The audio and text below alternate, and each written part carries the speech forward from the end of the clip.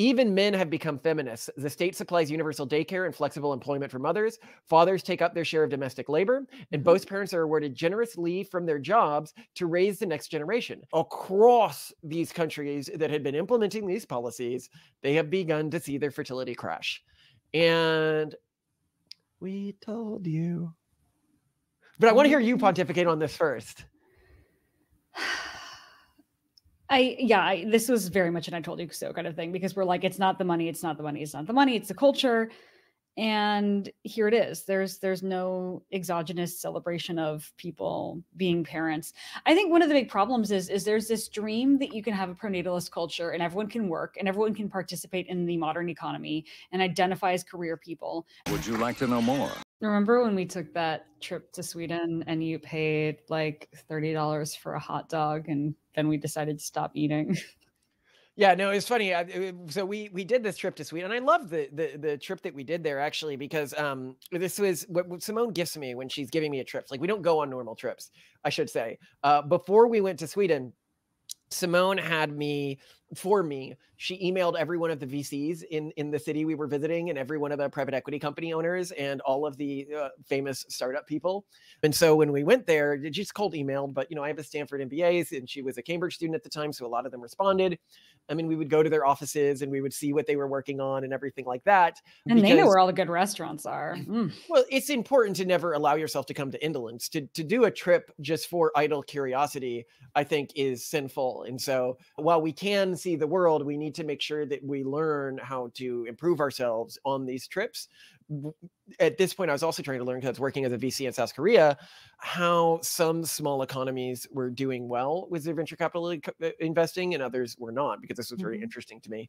Like why you would get some economies creating these giant companies. And just for TLDR of your theory, which I think is very astute, is that basically for a country's startup economy to work well, if they're relatively small and they eventually have to leave, they can't have a sufficiently compelling market like South Korea does, because then basically you go big in your own home market, but never really make yourself ready for an international market. If you have a very, very, very small market like that in Sweden, you immediately have to be international from day one. You need to be so small that the first market you are attempting is an international market. So this means that this is why areas like Germany and France have such bad startup marketplaces, whereas their domestic markets are too big. Finland, Sweden, Estonia, stuff like that, because they're so small that the initial market needs to be somewhere else. I think that was a very astute observation on your part. Yeah, well, I appreciate it. So anyway, we go there. The food there is so expensive. It's obscene. We were starving the whole time, basically. I would only eat street food when I was there, or food that the people we were meeting with would give us. Like cans that we got at the grocery store, but that was okay. Also, this must be why, Swedish people are not dreadfully obese, because they can't afford it. Can't afford it. But anyway, I want to talk more on the topic of falling fertility rates in Sweden, because for a while, this narrative had existed that in the Nordic countries, in this land of gender equality, there seemed to be some level of resistance to fertility collapse that wasn't seen in countries, like the Catholic countries of Southern Europe, which had lower fertility rates. And so every progressive pointed to it, like, oh no, Sweden proves that you can have a very progressive gender policy. You can have men and women treated the same. You can have really heavy socialist policy. This quote from an article on this, right? Even men have become feminists. The state supplies universal daycare and flexible employment for mothers. Fathers take up their share of domestic labor, and both parents are awarded generous leave from their jobs to raise the next generation. As one 2015 study claimed, it is precisely in, quote, extraordinarily equal, unquote, Sweden, where family-friendly public policies are especially effective. That we supposedly see how, quote, the spread of more egalitarian values on the national level and more progressive family-supported policies will have a positive effect on fertility and family stability, end quote. The problem is, I guess I'll get to where we are now. Since 2021, the number of births in Sweden is down more than 12%, and the fertility rate has fallen by almost 14%. The country's 2023 total fertility rate, a projection of lifetime fertility of all women in a particular year, will surely sink below 1.5 children per woman. That's catastrophically low.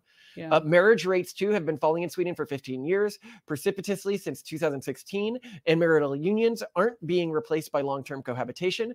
Since the Swedish state began counting such quote-unquote consensual unions in 2011, there has been a steady decline in their rate of formation. Most notable are the falling rates of marriage and union formation among parents in 2021. They were doing so at rates of around half the level of just a decade earlier. Wow. Fertility and family formation are declining in Norway and Finland even more dramatically. France's 2023 fertility figures are especially troubling in the light of the country's recent ability to buck falling fertility trends across Europe, generally credited to its huge family policy budget, which amounts to 3.4% of GDP in 2019. So, wow. So, you know, these are measured in chunks of GDP. And across these countries that had been implementing these policies, they have begun to see their fertility crash. And we told you. But I want to hear you pontificate on this first. This was very much an I told you so kind of thing, because we're like, it's not the money, it's not the money, it's not the money, it's the culture. And here it is. There's no exogenous celebration of people being parents. I think one of the big problems is there's this dream that you can have a pronatalist culture and everyone can work and everyone can participate in the modern economy and identify as career people. And we really saw that when we visited. You know, there was a lot of that, you know, like, well, no, we're all like very serious people. We work really, really hard, but then, you know, we still have our families, et cetera. But I think this focus on the industrial economy is kind of a core thing that was missed, because when you focus on that, you are ultimately punished not only for having kids, but also for getting married, which is also, I think it's really important to highlight that marriage and even just like unions between people that are long lasting, that aren't even necessarily marriages, are plummeting too, because these just aren't things that get you ahead in society in Sweden. And if you create a society in which you don't get lauded, you're not celebrated, you're not like the cool people for getting married and or having kids, you're not going to do it because you're not an idiot. And it's sad and it's frustrating, but it is, we would argue, more confirmation that culture is at the core of this issue, the very, very core. Yeah. Well, so I have a lot of friends who were Swedish when I was in college, because I went to college in the UK, and it was St. Andrews is a uniquely diverse in terms of the countries that people went to. So I had a number of Swedish friends.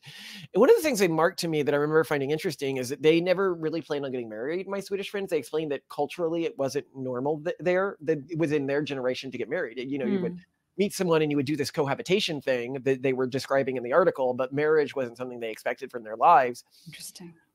And this is one of those areas where I feel like as we have gotten rid of these old structures like marriage, we at first are like, what's the point? I mean, you can have kids outside of marriage. You can have, you know, it's so many of these, I forget what it's called, the something fence. It's so many of these fences that we just remove. Chesterton fence. Like, we don't know why the fence is there, so let's just get rid of it. And then we are now learning why all of these cultural fences were there. Why we did these things. I think so often in society, people will say, why did people do this thing that seemed to hurt some people? Why did people slut shame? Why did people pressure spinsters? Like, why did they so degrade women who didn't get married? Why did people laud mothers? Why did we give men special roles in society? Why, like, typically if something seems grossly unfair or seems to be making people unhappy, like, why did we regularly have to fast? It turns out that we were doing it for a reason. And I think that this is just broadly something that we're seeing across society right now, is that a lot of these cultures that thought that they could culturally innovate insofar as just removing rules. Removing rules isn't cultural innovation. Removing rules is to cultural innovation what tearing down a building, like putting a wrecking ball through a building, is to architecture. Yeah. It's not cultural innovation. It's just destroying things. And then you reap consequences of that. And as we have pointed out, you cannot pay people to have kids. And I'm going to get this to with the Korean numbers, because it's like people do not get this. They keep trying to pay. So in another article that came out recently, in Korea, they're now giving out $20,000 or $22,000 per kid to increase fertility rates.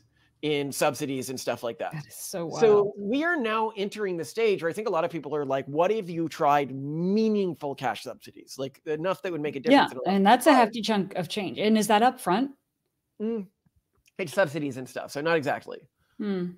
I mean, most economists argue that it's most effective when it's upfront. So, but anyway, let's not quibble about that right now. Let's not quibble about it. I mean, they've spent $22 billion in the last 16 years on trying to get their fertility rates up, and it doesn't work. You cannot do this. You must do cultural innovation.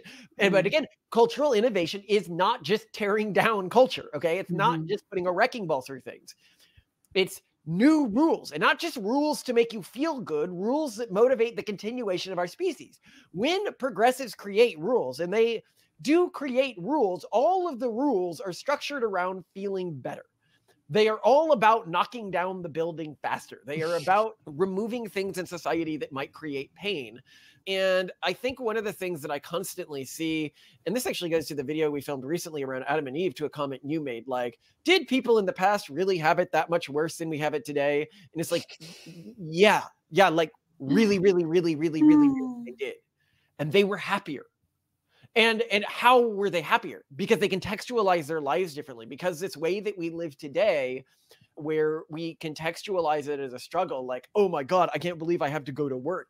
That somebody would have this mindset of like the expectation of privileges that even the most spoiled aristocrat wouldn't have had 100 years ago. Shock when they learn they actually need to work throughout their lives, I think shows the level of indolence we have allowed to spread within mainstream society.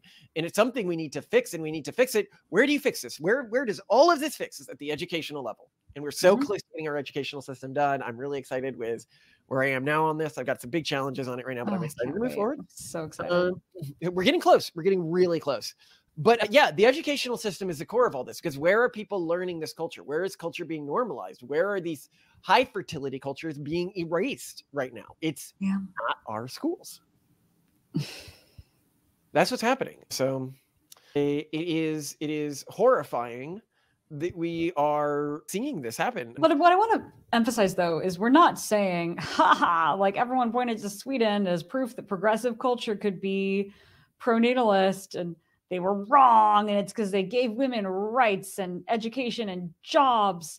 Because we argue that you can have progressive values and a sustainable culture. Like you don't have to have demographic like progressive values. So you can't have gender equality and sustainable fertility rates, but the gender equality you have doesn't look like progressive gender equality. Yeah, it looks like a very different kind of gender equality for sure. Yeah, progressive gender equality is, we have gender equality in our family, basically. She's CEO of our companies, she co-hosts our podcast, she co-writes our books, but it is not the type of gender equality that feminists want to structure society around, which is a totally atomized gender equality, where the wife works separately from the husband and the kids, and basically in every moment you do whatever you feel like doing. And this atomization is disempowerment. It's so sad. This is something I constantly see. I was seeing somebody talk recently about how they have all these young friends, and like none of the young friends they know want to have kids, and they'll say that, well, we can't afford kids, and they're like, what do you mean? Like, you are a tech worker who you have a job at Facebook, and they're like, well, I just can't afford to raise them within San Francisco, blah, blah, blah. And what's really being said in a lot of these cases is I cannot have kids without incurring sacrifices into my lifestyle. And that is true. And I think that is a good thing. I think that we are culling the portion of the population that is incapable of sacrificing for another person is a good thing. But I don't think that we fully alert people to the dangers that they're walking into around all this. And I think that that's really what we're trying to do. We're not out there saying we should have all these pressures to have kids in society again. But we are saying is if that's the only way to motivate high fertility or sustainable fertility, the mindset around not doing that is going to disappear from the human race. Yeah. Also, this one last generation and this one last period of prosperity could live like infants, sucking their thumbs and crying all day, which is really what a lot of them do. It's actually interesting to me. I now think that, I know some parents today where they'd see it as a sin against this urban monoculture to stop your kids from sucking their thumb because it's what they want to do. How dare you stop your child doing something they want to do? And you'd say, well, and also like they're not doing it because they're dumb or broken in some way. They are doing it because they lack sufficient responsibilities and purpose in life to have something bigger to care about. I remember being so much more neurotic and full of anxiety. I mean, I could barely leave the house, Malcolm. And then I met you, and you and I embarked on a life in which both of us had much bigger things to care about. And the first bigger thing I came to care about was you. And it was amazing how transformative that alone was for me in terms of just giving me something else that was a bigger deal than my own dumb neuroses.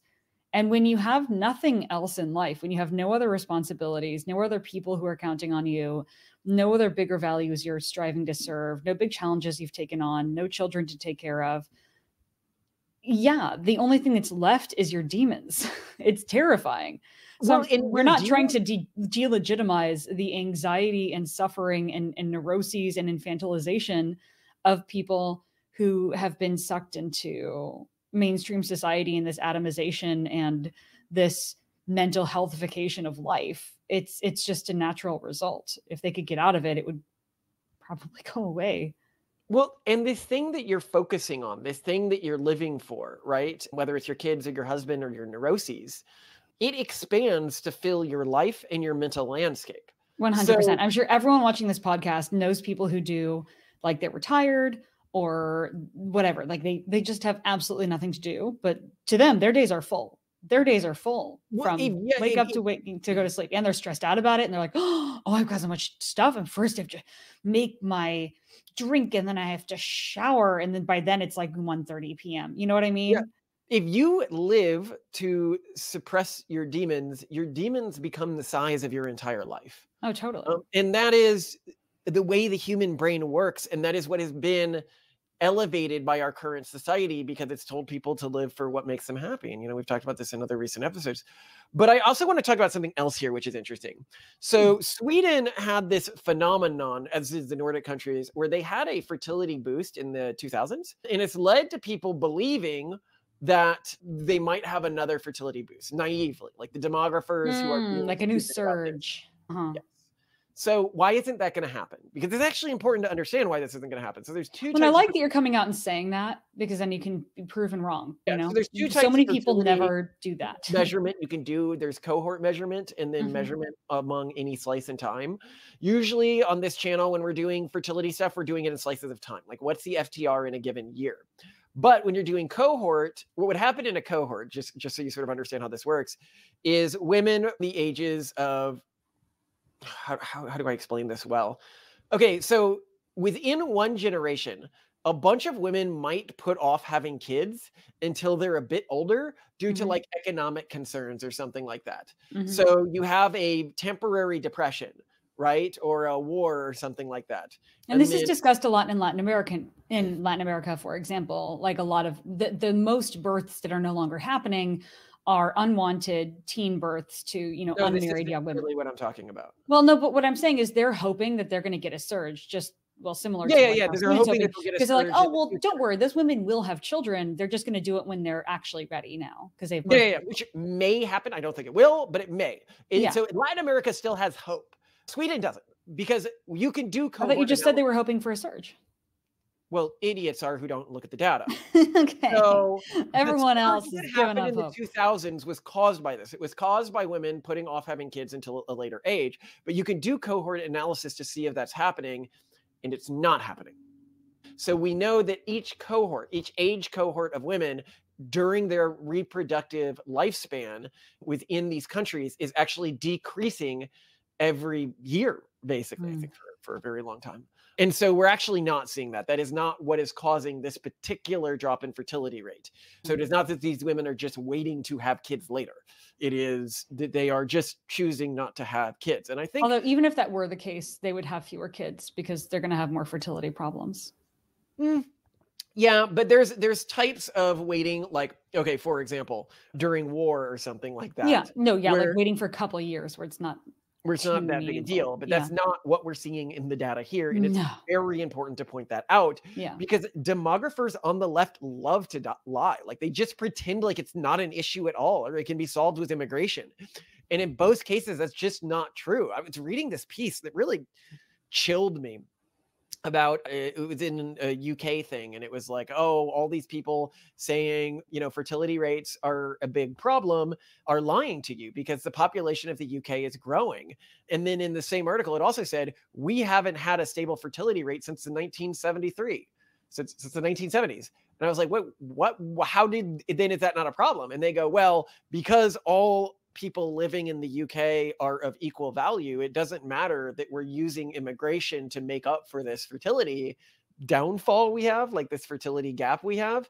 And, you know, this is the type of twisted logic that people who have predated on other cultures for their own laziness and to secure lifestyles of indolence have always used. Oh, we're uplifting the poor savages or something like that by bringing them over and erasing their culture and marching their children through the streets. You know, it's in celebrations of European cultural victory over the cultures that these people came from. It is not a good thing or something that should be lauded that you as a cultural group have to import people who have done some form of labor that you have chosen not to do to support your lifestyle.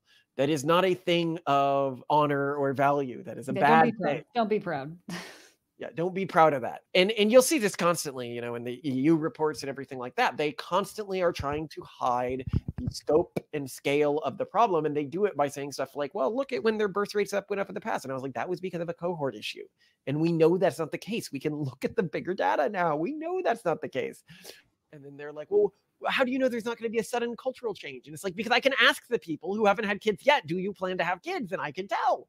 Anyone who's out there engaging with society can tell how big this problem is. And one of the biggest things that we're trying to do with the pronatalist movement and the Pronatalist Foundation is just to edify governments and policymakers that subsidies don't work. They do not work. I can put a graph on the screen that will show you studies done on subsidies. And you will see a direct correlation between the size of the margin of error of the study and its probability of saying that subsidies help.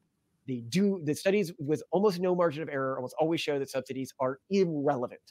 And this is very important because every year you waste trying to solve this problem with subsidies is a year you get closer to this becoming an impossible problem to solve.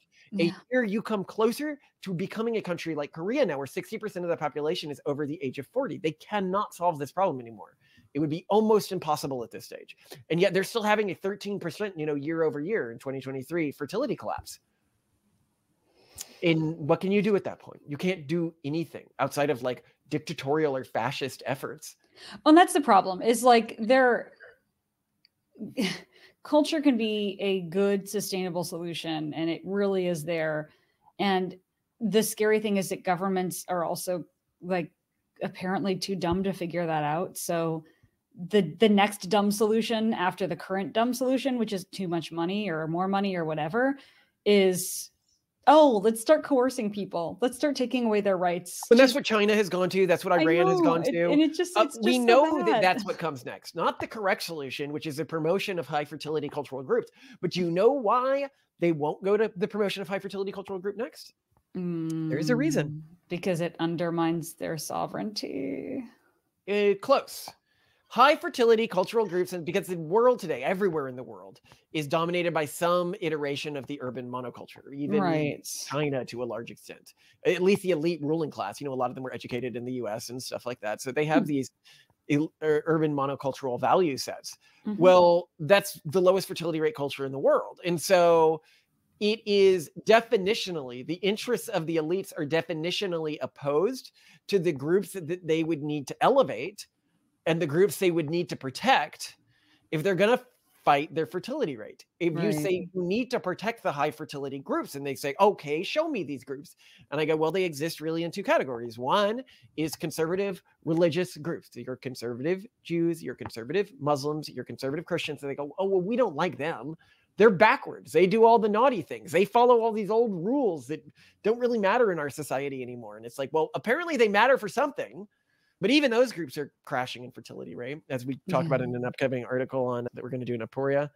But there's another group, and they go, oh, okay, there's another group. And I'm like, this group actually largely aligns with your value sets. And they go, oh, okay, this is actually really good. And they're like, what do they look like? And I go, well, they look like families like ours, families like Elon's family, families. There are these high-tech, weird, dissident groups that are trying to recreate new cultural structures.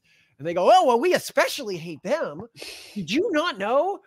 And we're like, what are you talking about? Like, he's trying to fix like global warming and stuff like that. Maybe, not in the best possible way, but he's trying to.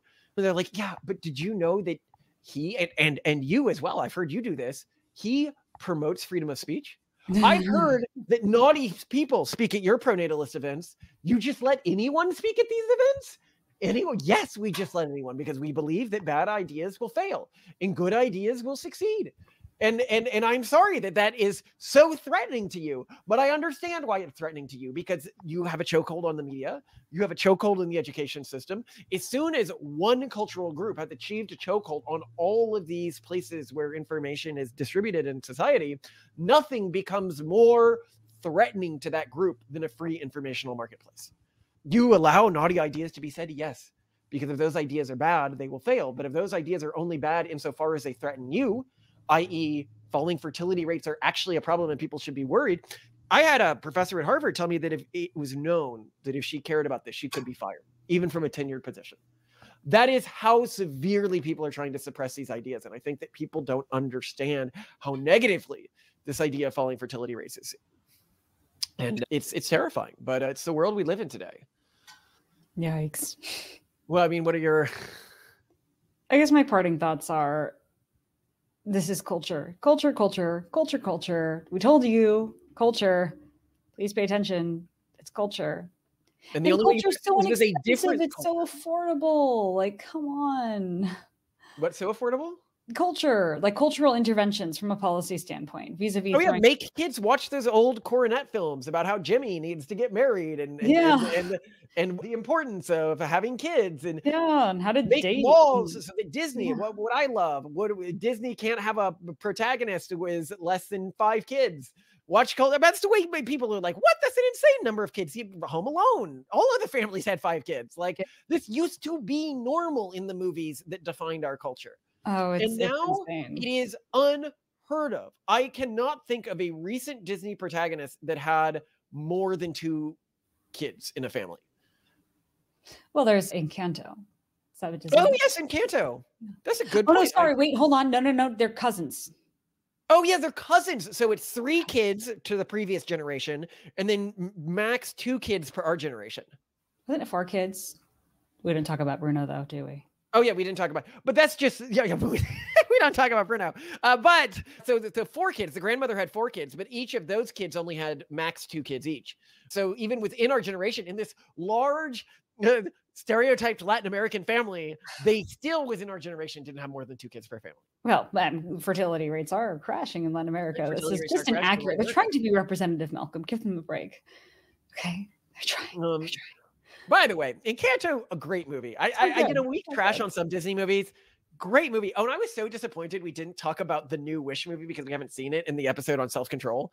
Should we watch it? Is it going to be really bad though? I really don't want to watch it, but I've heard that essentially the only bad thing that the bad guy does is demand that. So everyone gives him their wish. This is what I've heard. I haven't seen it yet. And he has this because he doesn't think that all wishes can come true. Like if you just granted every wish willy-nilly, it would cause problems in society and hurt other people eventually. Yeah. How many people were dead? He reviews people's wishes to see if they are beneficial to society, and he grants the wishes that are beneficial to society, and he doesn't grant the wishes that he doesn't judge. He's not like judging on like his own. Well, yeah, no, he ends up apparently locked in a mirror forever. That's how evil this is seen as being. That everybody can't have whatever they want whenever they want it. The ultimate sin in society. That is amazing. That's so amazing. That like, wow. That okay. Well, then we should probably watch it. Although, you know what I've just been rewatching right before going to bed and then going to bed too late? Clueless. So good. And you know what blew my mind when I watched it the most recent time is that like one high school teacher just consistently to almost all students doles out C's, which bring down everyone's grade point average. And like, to me, imagining like a school teacher giving a mean grade to students is so weird, like actually grading them fairly. But I also really love how based the movie is, because the father in the movie praises his daughter for negotiating a better grade. My But mom we would really be so proud, because like you're not really learning anything that useful in school, but like if you have the hustle to change your grade, like you say that, but that was the culture I was raised in. So my mom actually used that movie as a teaching thing for me. She goes, the line there is a grade is just a jumping off point for negotiation. Yes. She said I should always remember that, and that if I got a grade that I wasn't willing to accept in my record, that I should just treat it as a jumping off point for negotiations. How great was your mom that she used Clueless as the canon for your life lessons? And we plan to do the same. It's in our family canon. It's official, along with, Starship Troopers, Indiana Jones movies. The importance, the class. Well, I mean, and teachers actually are generally more okay with that than you would think. You're like, look, I can't. Not when it's like victim based. No, not when it's victim based. I say, what do I need to do to get you to make this grade higher? I am willing to stay after school every day. I am willing to do whatever is necessary. You tell me what I need to do. I'm willing to do any extra work assignments. And most teachers, if you're putting in extra work and stuff like that, and it's like substantive, high quality work, they're like, yeah, sure, whatever. Not mine. I had 1 A- in college. Brought down my entire GPA. Well, because you never got a grade less than an A in college. I should point this out. It was an A-, and I was the only person, the only student who went to his class right before Thanksgiving. Nothing. No, can I do extra? No. I mean, okay, I get it. I suck at accounting, but like, it doesn't always work, is all I'm saying. And then like later, did you get any A's other than that, or was it only A pluses? I think I got mostly solid A's. Huh. Yeah. Well, I love that her trauma is an A-, but it should make sense to people who know her. Anyway, I love you, Simone. You are a great wife, and I am so happy to have you as my partner in this civilizational battle for the soul of society. And I hope that this podcast might inspire some people with progressive values to think a little bit more creatively about how they might motivate higher fertility rates. So yes, high five, and I adore you.